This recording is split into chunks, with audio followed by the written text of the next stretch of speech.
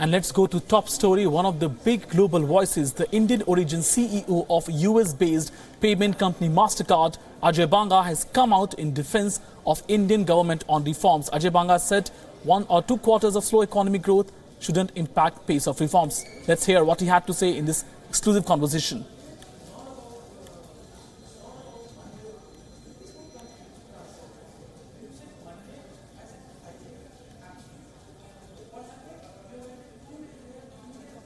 Whatever is happening in India at this moment, what are your views on the pace of I think India is going through a very exciting change. And, as an outside CEO, I don't believe my job is to be comfortable or not. My job is to look at what India is doing to change its opportunity and then adjust my company to take advantage of that opportunity and to provide the right service. So digitization is a great opportunity. We're working on everything from expansion of card payments to QR acceptance to digital wallets to using the tools of Aadhaar and UPI to make a lot of things possible. The government is facing a lot of criticism. Do you also stand by few points that the growth is coming down, or do you think it's a short-term pain which is needed for long-term gain?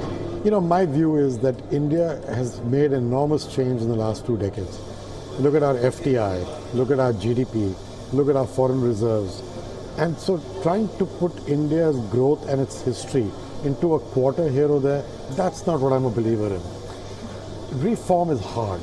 The nature of the word reform means it's going to have a degree of this sort of movement and disturbance. That's kind of what you're dealing with.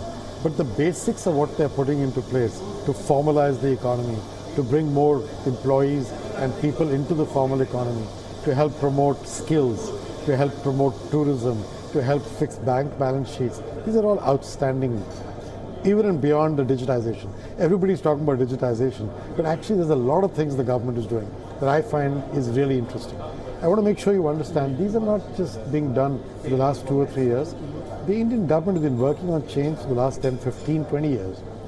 The pace of change seems to be accelerating in the last few years. Last 2 quick questions I would like to ask you. You are also on US Advisory Committee for Trade Policy. So you said that Trump is a practical person and the ties will be very good and he will really help going forward in trade ties. So what do you mean by that statement, and how do you see US and India cooperation going forward? As we speak, yesterday the first crude of US has landed in India too. Yeah, so look, I'm a believer that the US and India are the 2 world's largest democracies. India and the US have strategic interests that go beyond economics. They're all about geopolitics and strategy as well as economics. Socially, our values are very similar. We care about the same things. We're basically capitalist economies. And I would say that therefore there's a lot to bind us together. I can see that trend accelerating in the last 5, 7, 8 years. And my opinion is it's only going to get better. They're large and they're growing. If you look at ties with commerce, and if you look at the level of educational exchange, that how many students come to the US to study, this is a very deep-rooted connection. So I'm generally very optimistic about US-India relationships for the next decade. One last question to you would be about Bitcoin. So the whole world is divided. Goldman Sachs really want to go, and they are now, they want to try Bitcoins and that cryptocurrency. While JP Morgan, they don't want to touch that. What's your opinion? Bitcoin, is it here to stay? Is it legal currency? What should be the My view is that the blockchain, which is the underlying technology under the Bitcoin, is a really interesting technology. As you saw me talk about a little earlier, I think it can be used for many interesting things. A lot of work has to happen with the blockchain to make it achieve its full potential, but there's something there. Bitcoin to me is not the same as blockchain. Bitcoin is a currency built on top of this that has limited supply. You cannot possibly play with it the way you need to. It's anonymized. You can't run currencies and stuff of that type across the global banking system with anonymization at the core of what you're doing. So it just doesn't work. From your side? I'm not a believer in the Bitcoin. I've been saying this for years that I like the blockchain, but I'm not a believer in Bitcoin as an example of using the blockchain. I think the blockchain can be used in many different ways. And moving to tech world, a US Senate panel has unanimously given green light to a bill aimed at speeding the use of self-driving cars without human controls. The measure also bars states from imposing regulatory roadblocks. And US self-driving cars are in fast lane. There's a green light now given to self-driving regulations as far as the US economy is concerned. GM, General Motors, Alphabet, Ford, and they had lobbied hard for legislation on green cars, while Ford, Alphabet and General Motors have big plans in self-driving cars. And Tesla, Alphabet, Uber, they are working on self-driving trucks as well. This bill to allow sales of up to 80,000 self-driving vehicles annually. The bill still must clear a Senate vote now, but it appears on track to passage. This should rev up profits for automakers, technology companies and ride service providers. General Motors, Google's Alphabet, Ford Motor and others have lobbied for the landmark legislation, while auto safety groups have urged more safeguards and have pledged to keep fighting for changes. However, the measure will not speed the process for self-driving commercial trucks, which remain in a slower lane despite support from several Republican senators. The Senate Commerce, Science and Transportation Committee has approved the bill, and the U.S. House of Representatives unanimously passed a similar measure last month. Automakers would be able to win exemptions from safety rules that require human controls. States could set rules on registration, licensing, liability insurance and safety inspections, but not performance standards. However, Tesla, Alphabet, Uber have said they are working on self-driving trucks. Within 3 years, the bill would allow automakers to each sell up to 80,000 self-driving vehicles annually if they could demonstrate they are as safe as current cars.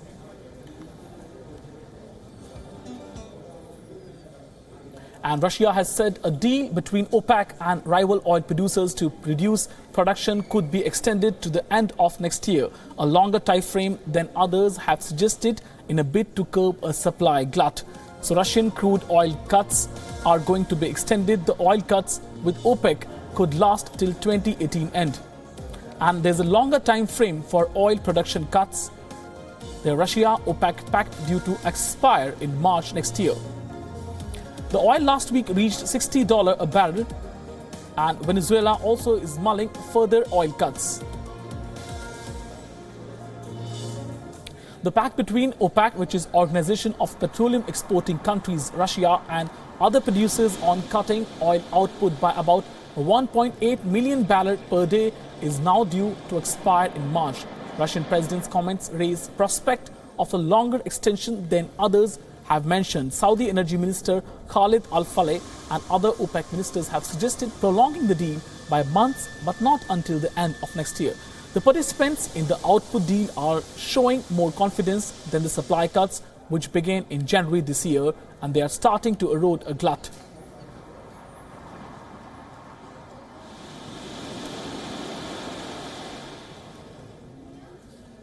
News from global auto world, where Japanese automaker Honda has now planned to end production at its Sama plant in Japan by 2022, cutting capacity by around 24% in its shrinking domestic market as it shifts focus to electric cars or EVs and other new technologies. Honda said it would consolidate production.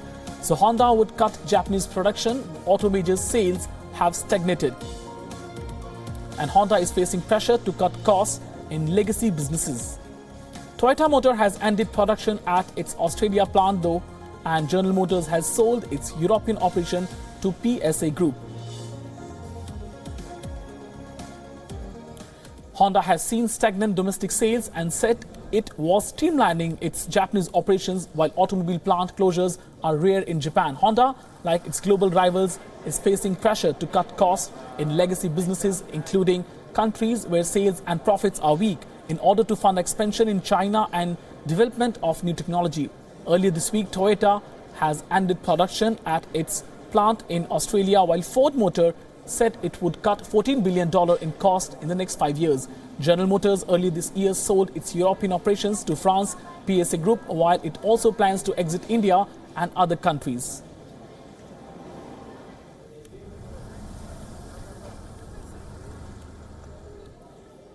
Staying with Auto World, where as a part of its new strategy, US auto major Ford will cut $14 billion in cost and drop some car models from its lineup. This will be under CEO Jim Hackett, who is focusing the company's future on SUVs, trucks and electrification. So Ford is on a cost-cutting drive. Under new CEO, Ford will slash $14 billion in cost. And engineering outlays will be reduced by $4 billion. And Ford will target reducing material costs by $10 billion. $7 billion fund will be diverted from cars to SUVs and trucks.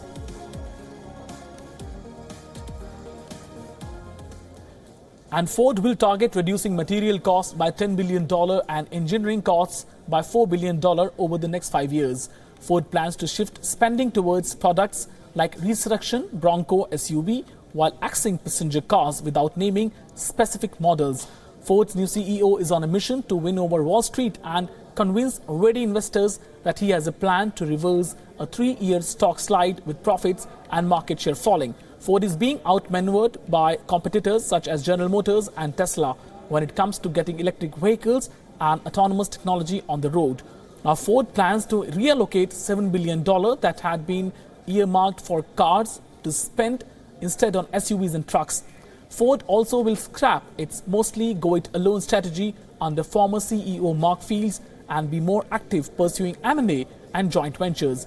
Since Hackett took over in May, he's partnered with companies on electric vehicles in China and India and teamed up with Lyft on self-driving cars.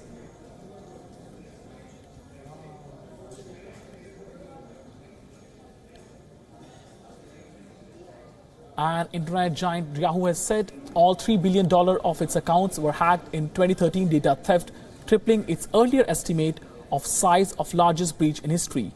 Disclosure has sharply increased legal exposure of its new owner.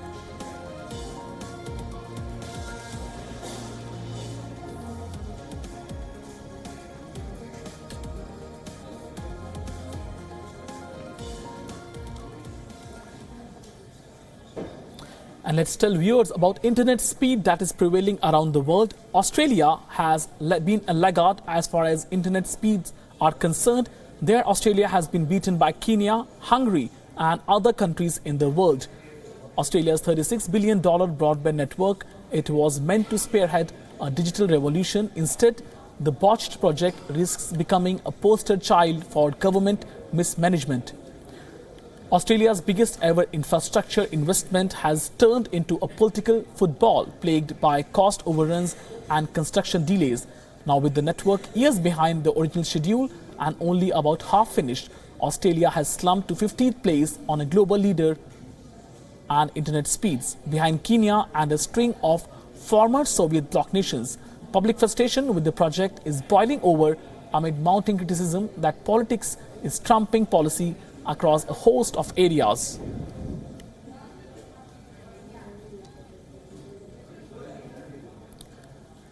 Saudi Arabia's King Salman is on a historic 3-day visit to Russia. It is the first official visit to Moscow by any Saudi monarch. King Salman is expected to meet Russian President Vladimir Putin today. Discussions on oil and Syrian conflict are expected. The meeting comes ahead of OPEC oil cartel meeting in November. Both the countries are world's 2 biggest oil exporters. King Salman will also meet Russian Prime Minister, and Saudi Arabia is expected to invest $3 billion into energy projects in Russia. The visit is significant also because Russia supports Syrian President Bashar Assad, while Saudis support his rivals.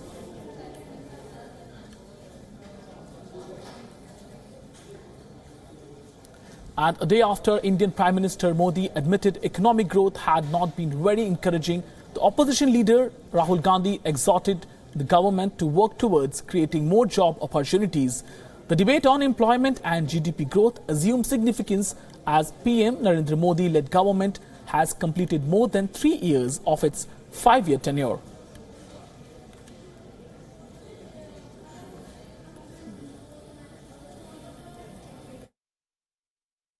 साथियों, ये बात सही है कि पिछले 3 वर्षों में 7.5% की औसत ग्रोथ हासिल करने के बाद इस वर्ष अप्रैल जून की तिमाही में जीडीपी ग्रोथ में कमी दर्ज की गई है। हम इसका इनकार नहीं करते, लेकिन ये बात भी उतनी ही सही है कि सरकार इस ट्रेंड को रिवर्स करने के लिए पूरी तरह से प्रतिबद्ध है, क्षमतावान है, हम फैसले लेने के लिए तैयार हैं। India produces today under Mr. Narendra Modi's Make in India, Stand Up India, Start Up India programs 450 jobs. Every single day 30,000 new youngsters come into the job market. I have not even mentioned unemployed youngsters. This is a crisis. Mr. Narendra Modi should accept that there is a crisis, and Mr. Narendra Modi should start working to resolve this crisis instead of panicking and making excuses.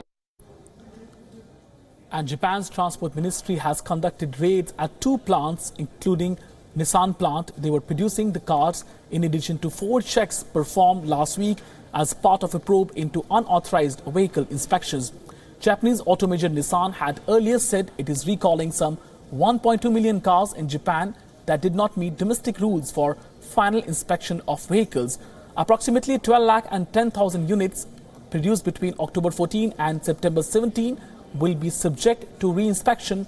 The announcement came after Nissan's shares slumped in Tokyo on reports that tests were performed by staff who were not certified to check the vehicle's Japanese government standard. Recalls have been a global phenomenon, with major Japanese auto companies, including Toyota and Honda, have recalled millions of cars over the last 3 years.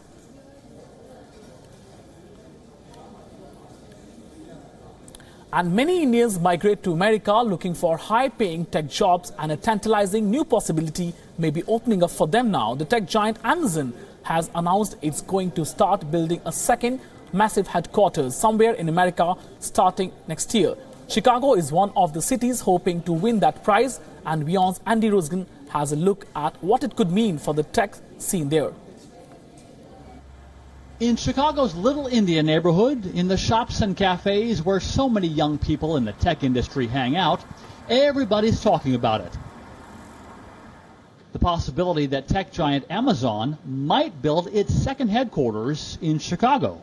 It's going to be a really good deal, if we have Amazon, there would be a lot of openings, and it's there's a lot of, there would be a lot of people, who can, put in their skill sets and stuff like that. Amazon, headquartered in Seattle, Washington, says its new second headquarters, called HQ2, will be a $5 billion investment that will create up to 50,000 new jobs, many of them high-paying tech jobs. That would be great news for Indian Sam Sheikh, who has a master's degree in computer science, but still can't find a job. But right now, the situation is very tight in Chicago. Everybody is looking job, and nobody's getting the job right now because everybody is asking in the IT companies that they need green card or all that stuff. Most of the companies, they either prefer green cards or citizens. So that's the reason why, it's heading really bad for the students. But Amazon coming to Chicago could change that. And at Chicago's Loyola University, which has a large number of Indian tech students, the school is salivating over the Amazon possibility. It would be an enormous deal for any city in America. I mean, period. Chicago or not Chicago. It is a huge, big deal. Chicago is one of over 100 cities in North America that are ferociously competing for Amazon's HQ2. The company says it will require a huge facility of up to 8 million square feet. And Chicago has several potential sites, including this vacant post office building that's so big it has an expressway running through it.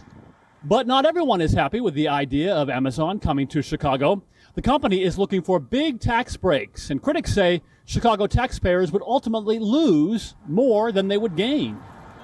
But Loyola professor Jukic says the number of jobs created would far outweigh the drawbacks. Any community would be foolish not to roll out the gold-plated red carpet of whatever is legal and ethical in incentives. Krishna Bansal runs his own Chicago area tech company. He says Chicago is a perfect fit for Amazon and for the Indian tech workers it would need. The reason I think it'll be good for Indian Americans is because Indian Americans tend to move to a place and grow their family where the school system is very good. And school system is phenomenal. Will Chicago win the Amazon prize? We'll find out when Amazon names the winner early next year. Andy Roshan in Chicago for WION. And the latest mass shooting in the US did not just happen anywhere. It happened in Las Vegas, where gun culture and entertainment have been taken to a whole new level. Take a look at this story. Tourists to Las Vegas are welcomed with billboards advertising gun ranges. Several businesses offer visitors the chance to experience using live ammunition. One such business in Las Vegas, named Machine Gun Vegas, lets clients shoot automatic weapons and even allows kids to join in. It's become a very, very popular attraction, without a doubt. We had up to 19 gun ranges here at one point, I think, all doing what we do. There's a few that have dropped off the map since then, but it's still incredibly popular. But Sunday's concert rampage has brought gun tourism into the spotlight. Owner of the MGV range shut his business for 2 days. He is now having a rethink on gun laws. I think there's a curiosity. People just have a curiosity with guns. If you look at the most popular video games, you know, if you look at movies, if you look at TV shows, guns are like riddled through all of it. They wouldn't be there if there wasn't an interest or a curiosity. While Cohen closed his doors as a show of respect to the victims' families, many other ranges still remain open in the city. And this is not surprising, as 4 in 10 people in the US live in homes with guns. And 3/4 of the gun owners in the United States believe that owning a gun is a fundamental right. Though reeling under mass shootings, tightening gun laws is a challenge no president, not even the bombastic Donald Trump, has managed to take up. The report, WION. And let's go to Indian markets after this. Indian markets today ended in red. Sensex and Nifty both were under pressure, and Sensex has in fact lost its winning streak, which was continuing over the last 4 days. Sensex was down 80 points today in trade. It ended down 80 points, while Nifty was down around 26 points in trade. So as far as global markets are concerned, European markets, we can say that were trading mixed. We are joined by Kunal Sarogi, our expert on markets. For more on this, good morning, good evening to you, Mr. Sarogi. I would like to ask you first, how do you see trade happening for the next few days? There are only 1 day left, though, for the week. But what about the rest of the month? Well, I think markets have now settled into a range between 9,700 and 10,100. And I expect for the markets to continue to trade in the between these levels for the next few days. So at least I think for the next 7 to 5 days, markets are likely to remain hemmed between 10,000 and 9,700. And also, Mr. Sarogi, I would like to ask you, what are the big factors to be looked out for? Anything big we should be looking out for as far as Indian markets are concerned? Well, I think in the Indian markets, now that the credit policy is behind us, I think the major cues will now emerge from the results. And till that time, I think markets are likely to remain without a major direction. And therefore, I think 10,000 to 9,700 should hold on. And any of your advice for the investors, the investing community, what kind of sectors they should look out for? Any big stock that you can recommend to them? See, I think one should focus on financials and banking stocks, where we've seen a lot of momentum building up.